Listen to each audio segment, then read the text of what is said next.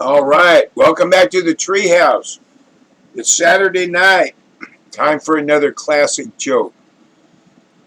So the very distinguished gentleman steps into a very nice bar, walks up to the bar and talks to the bartender. He said, "Sir, I am a connoisseur of fine aged scotches. I have had the best in the world.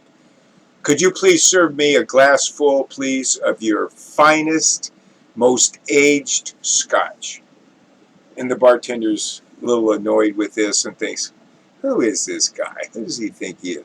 So the bartender pours him some 3-year-old scotch. And he slides the glass out there and said, "Try that."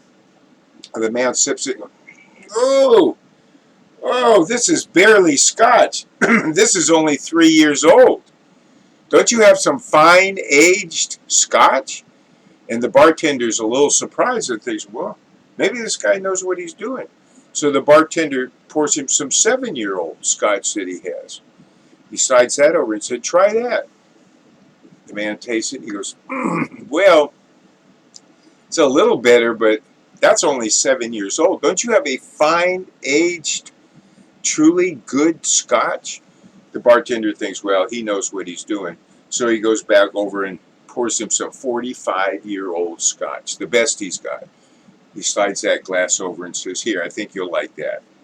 The man sips it and says, "Oh, now that is a fine aged 45-year-old scotch." Oh, and he's just sipping it and enjoying it.